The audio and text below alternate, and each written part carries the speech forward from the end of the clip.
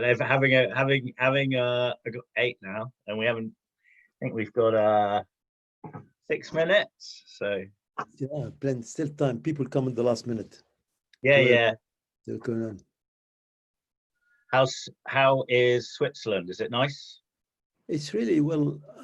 I mean, where I am now at the moment is part of Switzerland. It's you know, Cran.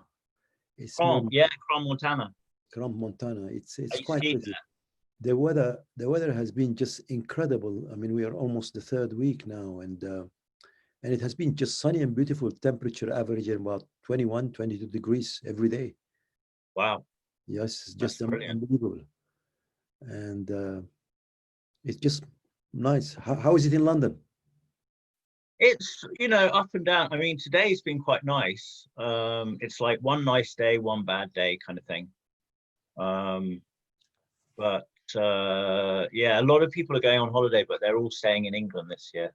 So I've got a bunch of friends who are going to Scotland, and then some people going to Cornwall. So yeah, Yeah. a lot of One, people staying in England this year. So yeah, well, you can imagine.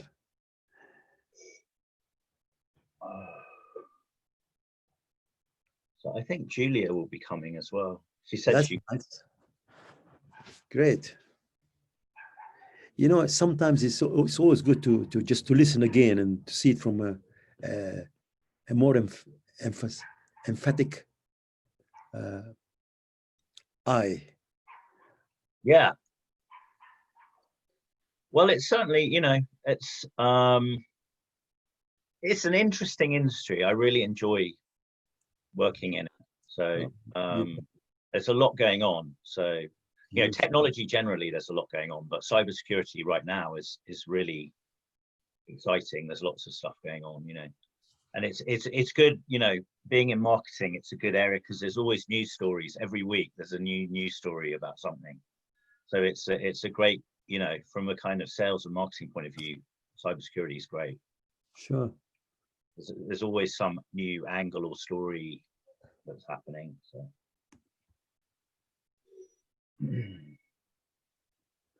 Well, you have got one.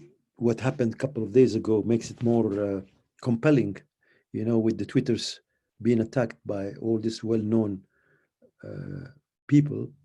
That shows more reason why securities are always keep on changing and need to be addressed Yeah, on a daily basis. So that's the best, best endorsement for security, because no matter what, the best security companies, they need to keep changing and changing, and so that's a big business by itself. yeah, no, absolutely. Well, I didn't read about the Twitter thing. Was Well, there a a couple hack? of days, Oh, yeah, I think, yeah.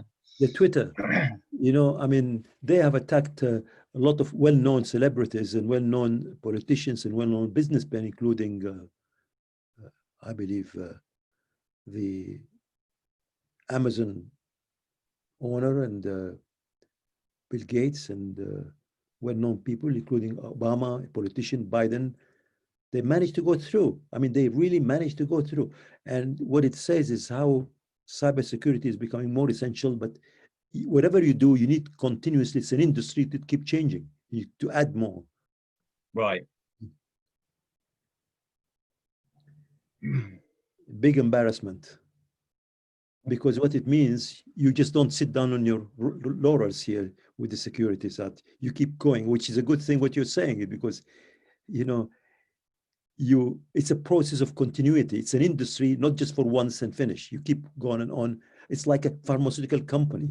Once you do the medicine, you keep renovating new innovations to improve it. Yeah.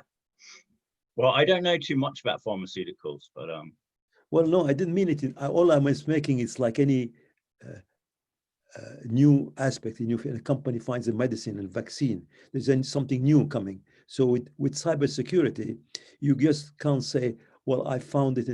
It's a good credit to show that it's always needed to improve, to get more and more and more. It's an industry. yeah, absolutely. That's what I mean. Yeah. Okay. So I think I'm gonna. Okay.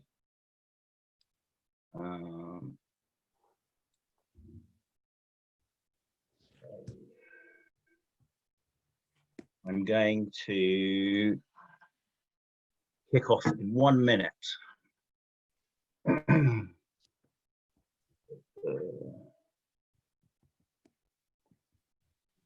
We just everybody with their first names. I might as well change. No need to just put.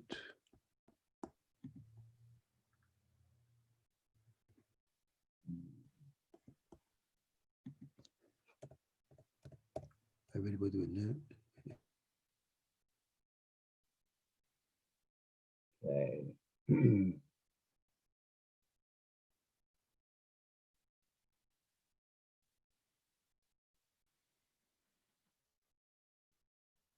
Okay, I think I'm ready to kick off.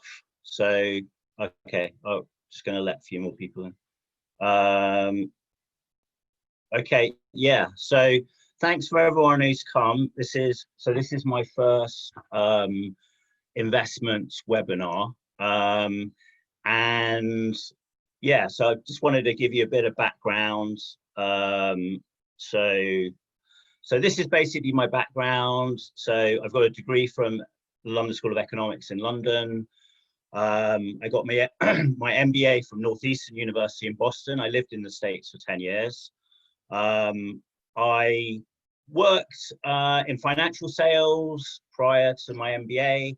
And then post the MBA, I did sort of have a plan to work in financial services. We had a big crash, financial crash then. So I ended up, I worked as an analyst for a couple of years at Bank of America and MFS Investments, which is a big, I think it's the oldest fund manager in the US. But anyway, 2009, I went into software and I became a vice president of sales and marketing at a fintech company. So we were doing trading tools for stocks and commodities. We did a lot of stuff in foreign exchange trading. So that's when I got to know, you know, the sharp end of the whole, you know, trading brokerage industry.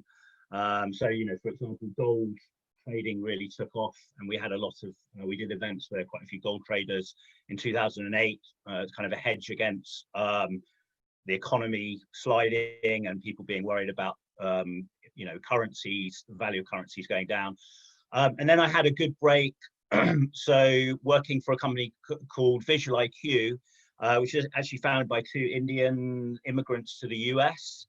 And it did marketing technology, so marketing attribution software. So I was basically running marketing for doing demand generation for the UK, Europe, and North America. And you know, we were basically securing contracts with really big companies like Target and Crate and Barrel. Anyway, that was sold to Nielsen for $2 billion. So that was, I guess, my first experience of having a lot of success in working in a startup. And then I went to work for another startup called Zscaler, which was founded by another Indian immigrant to the US, guy called Jay Chowdhury, who was raised in Himachal Pradesh. I lived in India for about a year, so I know that area. It's basically very, you know, there's no running water. It's very, you know, pretty basic. And he, you know, founded 3 companies in the US, and the final one, Zscaler Cybersecurity. We used to call it the Salesforce of cybersecurity. So it's the first cybersecurity company to go go on the cloud, to be a cloud-only solution. And that, just after I left, they had an IPO on the NASDAQ. So it's a 10-year-old company, and I think it was $11 billion then. It's gone up to 15 billion, and that's actually one of the companies that I've been investing in. So I got stock options in that company.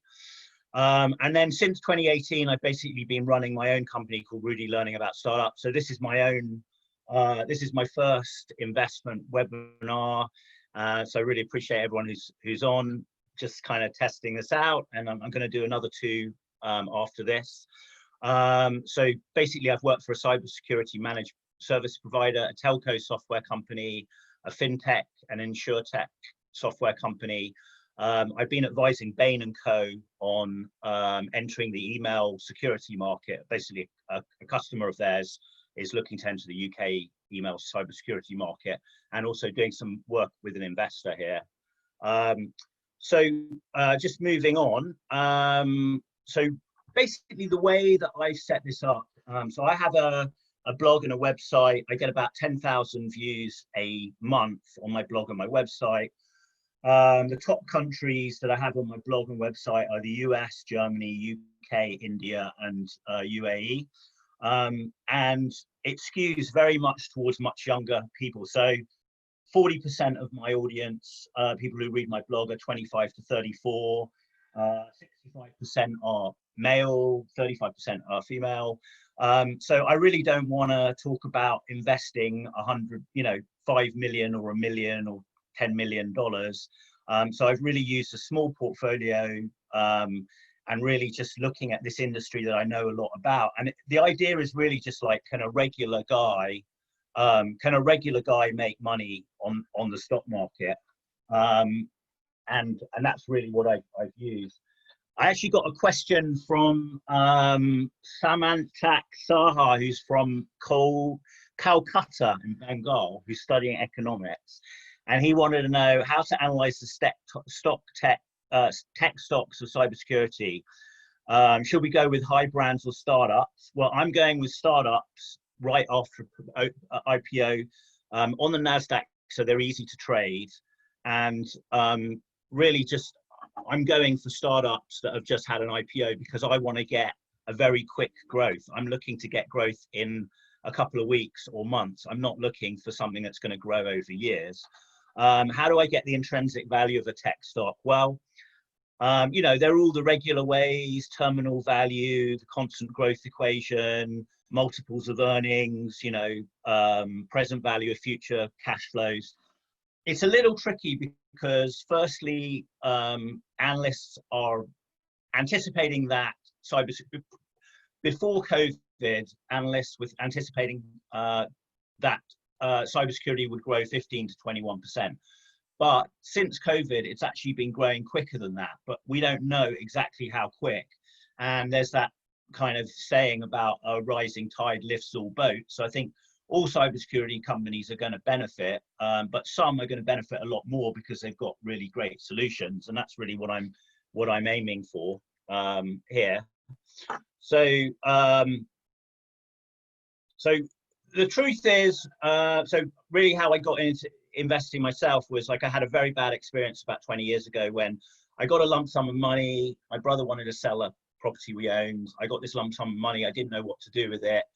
A friend of mine who is a successful businessman advised me to go with this person who was with a big company. I'm not going to say who, but also it was unfortunately right at the beginning of the tech bubble. So basically I invested with this person. It was really hard to get any of the money out. It was really hard to talk to him. Basically he lost a lot of the money. And so it made me quite kind of skeptical of the whole industry. But since then, I got a lot of training. I got my MBA, and I have been investing for 20 years since then, and I've done well out of investing. But this is really, the idea behind this is just, do you have skin in the game? Like, I think if I'm an investor and I've got less than $500,000, if I'm talking to a broker, they probably don't really care about me, if I'm really honest, because they're interested in the really big fish. You've got millions and millions of dollars. I'm probably not even going to really pay any, fees or commission for them. So in my mind, if I'm dealing with a small amount of money, it's much more effective for me to, trade myself. And that's what I've been doing. It's easy to give people advice on trading, and a small time trade, someone trading small time is really not going to have a lot of clout. You're not going to, if a broker loses your money, you're not really going to have much way of kind of getting back.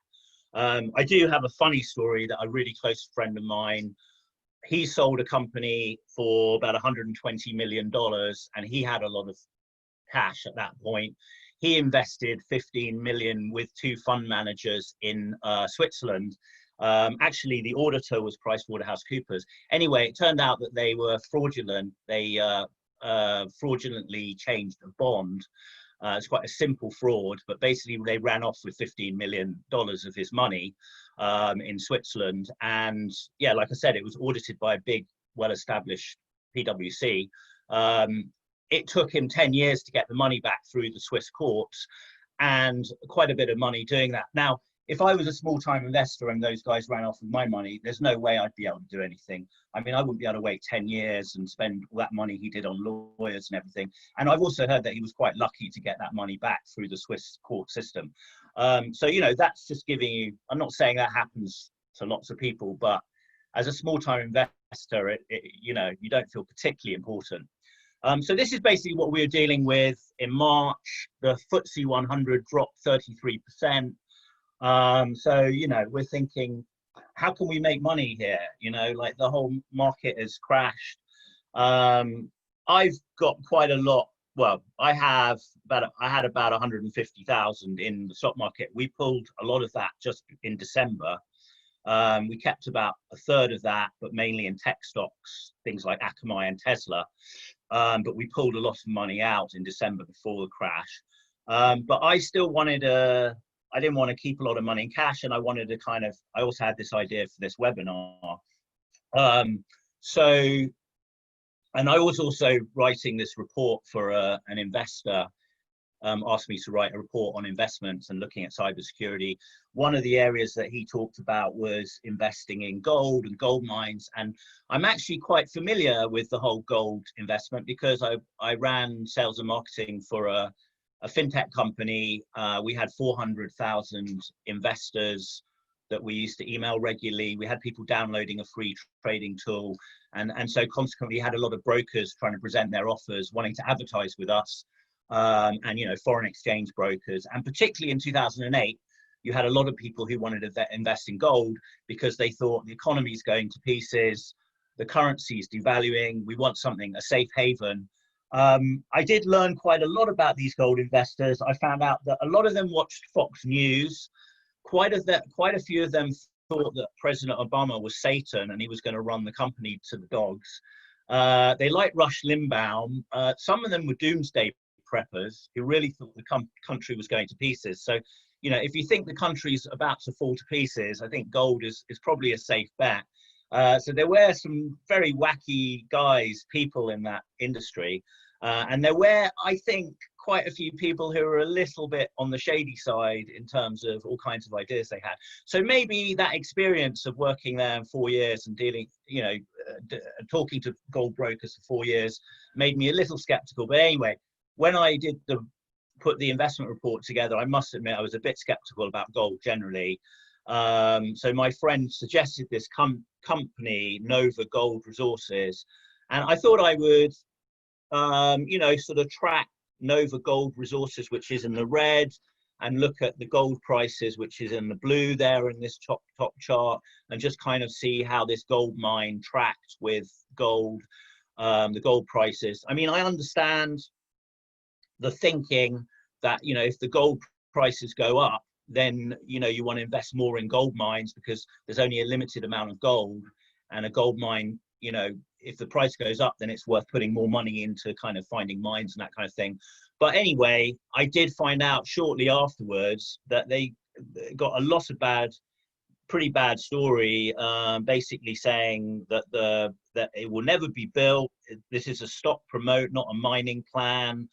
It dropped 15% since the publication and 25% since the high. So basically, a lot of people in the market sometime after that also kind of agreed with me that it probably wasn't really a safe bet. I think gold generally is safe, but for my purposes, it wasn't growing quickly enough.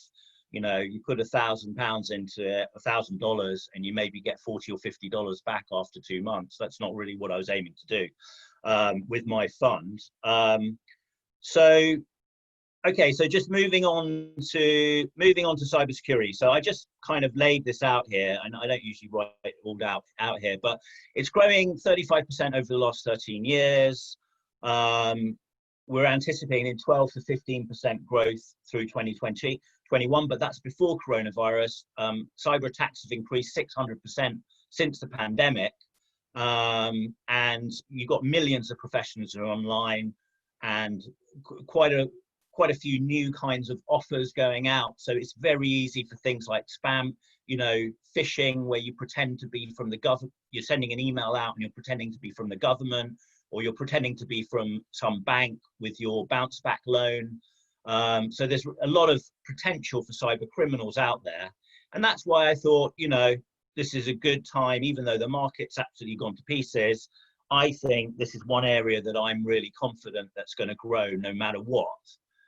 So this is my portfolio. These are the companies that, so I did sort of play around with a few other companies, and I did try pharmaceuticals, but I think pharmaceuticals, everyone says that they've got the vaccine. I don't think they're going to come up with a vaccine. Even if they do, this virus changes so quickly. You could come up with a vaccine today and it wouldn't be effective in 3 months when coronavirus has adapted and changed. So I don't think anyone's going to come up with it, but I know there's lots of movement on vaccines, and Moderna and Novartis and AstraZeneca, they're all sort of touting that they've got some solution for vaccine.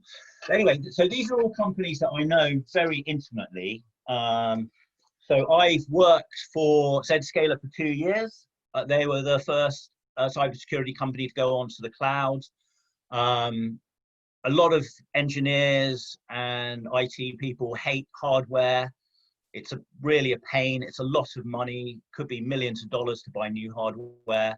And, you know, once you've got it, you're stuck with it. So the idea of a subscription service that Zscaler had, that Jay Chowdhury had at Zscaler, was a brilliant idea. And it's taken off hugely. Like I said, they had the IPO in 2018. 10-year-old company, 11-year-old company, it's already worth $15 billion. The only area it doesn't cover is email security. So it covers your internet, and it will protect your VPN and your internet. So I went with another company that a lot of friends of mine went to from Zscaler, which is called Proofpoint, and they provide email security, and they are a reputable company, and they've been growing quickly as well. My idea about Splunk is basically, so I haven't worked at Splunk myself, but I have a lot of colleagues who work there, and they do data analytics, big data analytics. They spot criminal behavior through AI, but they also do data analytics. They create dashboards, visualization. So it's not just cyber, but cybersecurity is a big area, and they're spotting behavior, like using big data to understand strange behavior going on and identifying threats through that. Okta is a really fascinating business. So they are around basically multi-factor authentication. So basically proving that, you know, one way to get into a network is to pretend you're someone else and use someone else's email and password. This is kind of two-factor or multi-factor authentication, where it's not good enough just to have an email password. It's going to send you a code to your phone, or you might have multiple systems through one Okta dashboard, and it's using your mobile phone and other ways to identify you. And basically, it's just another level of protection. We work very closely with Okta at Zscaler, you know, basically to ensure the safety of all of the employees at companies, and making sure someone is not purporting to be someone from that company and getting into the network that way. But you know, Okta has been growing rapidly as well, and they had an IPO recently. The only company that I haven't worked with, but I am very familiar with, is CrowdStrike. The reason I invested in CrowdStrike is because I read basically in response to Australia asking China to give more details of how coronavirus started. Basically, the Chinese government were upset about that, and they started some advanced persistent threats. So that's state-sponsored hackers from China. They have about 100,000 hackers in China who are breaking into all kinds of systems to steal intellectual property and all kinds of, you know, areas that they're hacking into. Basically, they hacked into Australian government and Australian private sector, and there was a massive attack. And this was all around because they were upset. The Australian government had said they want more transparency into how coronavirus broke out in China. And I felt like CrowdStrike was one of the biggest providers in the APAC region. They're also well known because they used it to investigate the Sony Pictures hack. So a few years ago, they brought out a film that was making fun of Kim Jong-un. And so the North Korean state-sponsored, same deal really, they hacked into Sony and they shut down the whole of Sony Pictures to the point where Sony Pictures couldn't use their email. The only way they could communicate was via phone and fax. And CrowdStrike were involved in kind of cleaning that mess up. They did the same with the hacks of the Democratic Convention. So they're a well-established California-based cybersecurity company. And the same thing, they're growing quickly. And again, it was a good, I felt like it was a fairly safe bet. They were growing quickly. And, basically this situation in Australia, I knew that a lot of companies would be looking up CrowdStrike and trying to work with CrowdStrike because they'd be concerned about being attacked more. And this was the number one provider in that region. So that's why I invested in CrowdStrike. So this is basically, it's a small portfolio. The idea is like, I want the people on my website who are generally younger, 25 to 34, 40% of them are younger, so I wanted to use a small amount that, people could be comfortable with. So I used £5,000, which is about $6,500. So I bought these stocks in April and I did kind of play around with things. So I did buy some gold and I did buy some Tesla, which did quite well. And I bought a few other things, but these are the ones that I settled on for that period. And these are the ones really that I stuck with. So Zscaler, I bought 70 in April. I've sold in July at 120. I made 71% or $929 on £929 on 1,300. Splunk, I bought at 1,000. I sold for 1,429. So this is all buying in April, selling in July. CrowdStrike, again, I made £220 on £220 on that. Okta did well. So they all of the ones I stuck with all did pretty well throughout. Didn't spend too much time. I mean, I was fortunate that most the work, most of the work researching, well, I already knew about the companies, but then I spent a day putting together a report, but I did that for an investor that paid me. So, I did that, I was paid for that research. And then I used that research to do my own investing. Could you make investing your job? Well, I risked £5,000. I made £1,700. I spent 4 hours trading. I mean, you could say I spent about a day putting the report together, but I got paid for that. So, there was a book that came out a while ago called The 4-Hour Workweek. I mean, I think making a profit of £1,700 for £1,700 over 4 hours trading seems like a pretty good 4-hour work week to me. £425 per hour. And what did I learn? So the number one thing I've learned in investing is be very wary of advice. So I love this guy, Nassim Taleb. He basically says, most people in life, if they make a mistake, like plumbers and taxi drivers, accountants, well, maybe not PwC, because they made a mistake with that friend of mine who invested 15 million and they're still going strong. But let's say garbage collectors, just regular people, if they make a big mistake, they pay a big price for it. I do think in the investment industry, people seem to get away with making massive mistakes. For example, 2008, they made huge mistakes, almost crashed the entire world economy, and they bounced back and everyone got their jobs back and everything.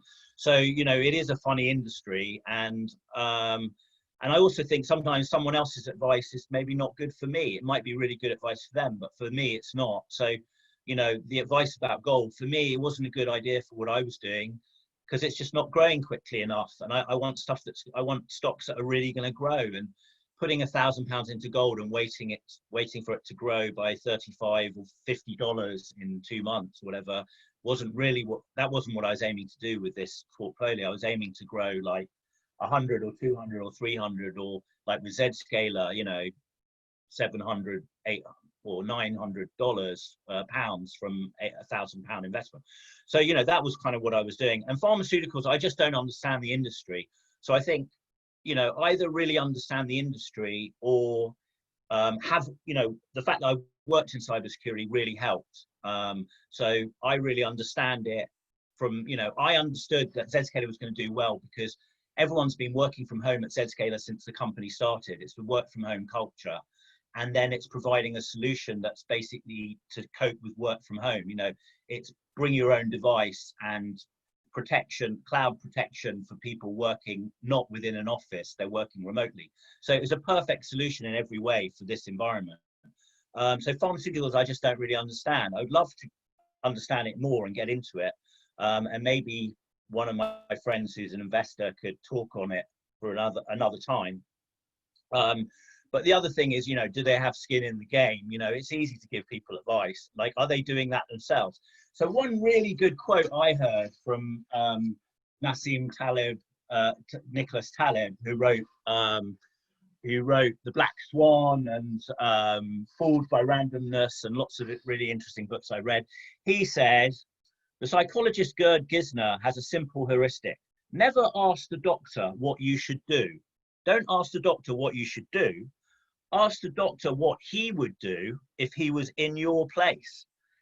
And it's amazing what the difference will be. And I just think that's fascinating because, you know, a really successful investor, they might be giving you advice to do something, but would they do that themselves? That's the important thing. Like, would you actually do that yourself? So that's what I would say, like with my doctor.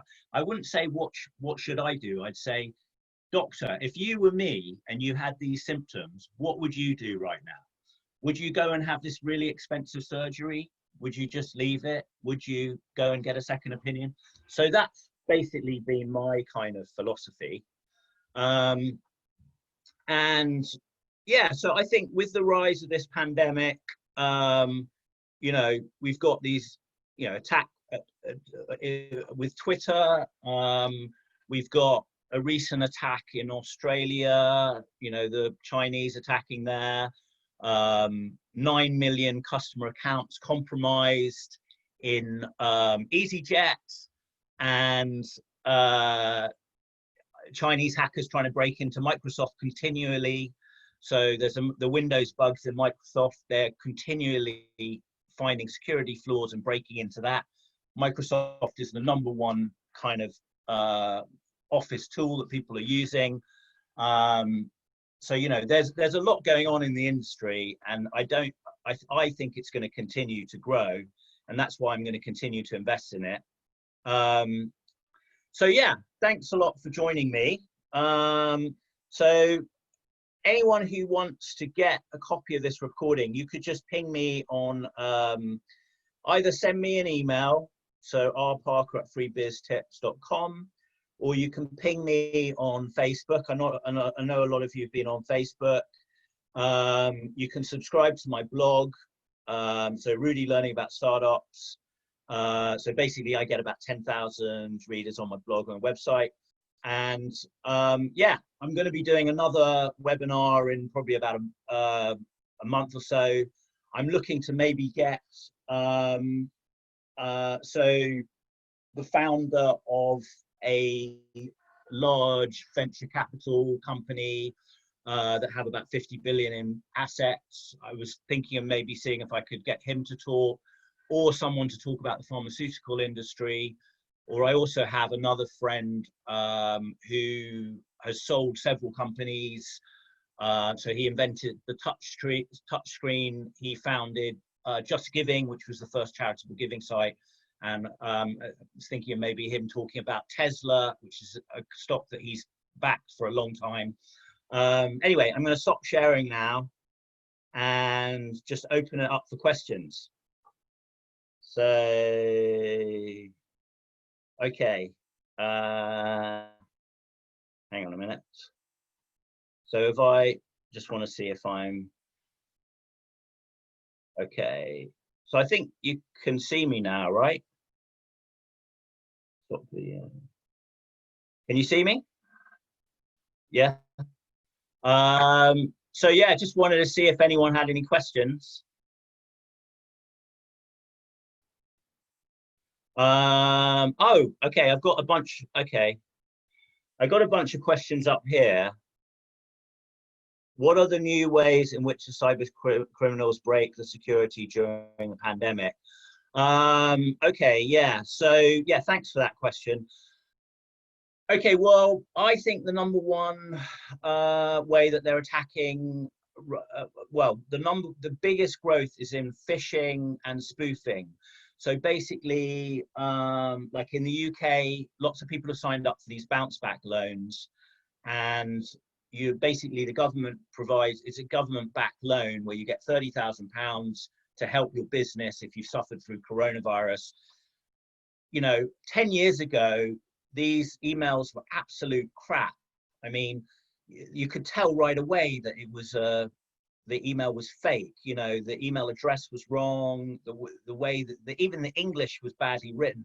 Now these emails are such superb quality. It looks exactly like it's coming from a bank. It's written well. Even the email address could look completely, you know, authentic. So I think spoofing and email attacks are the number one way. Once you open a link, then you download this malware, it's attacked your computer, and you know, and you might not even realize, but now they're basically monitoring everything you're doing. How to understand which startups will grow the most? You know, that's really hard. I think, I don't know, for me, it's my personal experience of companies that I've worked with. And, you know, like with Zscaler or Okta or, you know, or Proofpoint, they're all companies that I've worked at or with. There's a company called Akamai that manages internet for big enterprise companies, and they also do cybersecurity. Again, I know them well. My wife worked there for 12 years. So I got stock options in Zscaler. My wife got stock options in Akamai. So they're companies that we know intimately. But I think also you can do research, and, you know, like with CrowdStrike, I didn't know anything about it, but I knew that Australia was being attacked. And I just looked up who the biggest cybersecurity company was in Australia. And I thought people are going to be calling that company right now because they're going to be worried about being attacked. And yeah, the shares did go up. And so that was a company I hadn't worked with. So what is the profit for a cyber? Okay, Samantak, how to understand what? Okay, so Nirek, what is profit for cybersecurity workers in prevention of every cybercrime? What is profit? How do they profit from? I'm not exactly sure what that means. I think you develop your reputation by protecting well, if you protect companies well from cyber attacks, then you're going to get more business. You know, whoever was protecting Target when Target got broken into probably wasn't going to get as much business. I don't know who it was. You know, whoever was protecting Sony Pictures when they got hacked, probably not going to get much, you know, and also word of mouth, people, you know, all these chief information security officers, they know it's kind of a closed knit world. So they know if companies are doing a good job. So I think, you know, if you're doing a good job, it's kind of like any business. If you're protecting companies from cyber attacks, if you're doing a good job, then you're going to get more business. You know, I think that's basically the way to look at it, or the way I would look at it. What are the ways to get knowledge about how to invest in cybersecurity stocks, like any specific book or any YouTube channel or blog? Sir, can you discuss, from Samtak Saha, can you discuss about the recent hack of the Twitter accounts of Bill Gates, Elon Musk people? Can you give the links here in the comments section? I don't have a link for that, but I will give a link to my blog. I've got a very interesting piece called about the Five Eyes cybersecurity conference, which is talking about encryption. And basically it's the UK, the US, Canada, Australia, and New Zealand. And they are working very closely together to combat advanced persistent threats from companies. So I'm actually gonna, I'm gonna share that. I'm going to share that blog post now, so you can go onto my blog, and I do share stuff I do share stuff there. Let's just find the blog post here. Yeah, so it's called the Five Eyes Cybersecurity Conference in Australia. So I'm writing about cybersecurity right now. So here, I'm going to share it with everyone. So yeah, if you want to go to my blog and subscribe to my blog, like I said, I get about 10,000 views on my blog and website every month.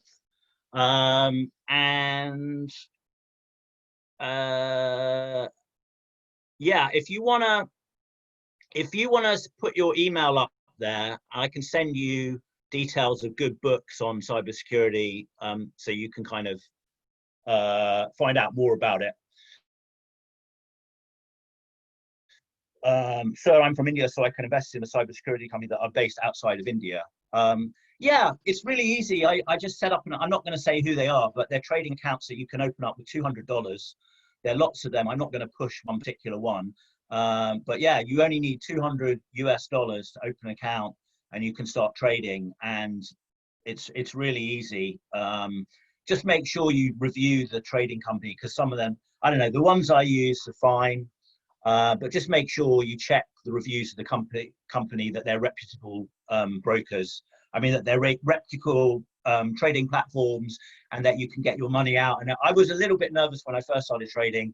So I traded a bit, I sold my shares, I made sure that I got the money transferred to me. Everything was fine. I reviewed it, I looked at all the reviews, and this trading tool that I use is working great. So you only need $200 to start trading, basically. Okay, so I'm just gonna unmute everyone, just see if anyone wants to share. Anyone wants to ask a question? Okay. All right, guys. Well, thanks very much, and I'll get back in touch with you for the next one. All right. Thanks, Ellie.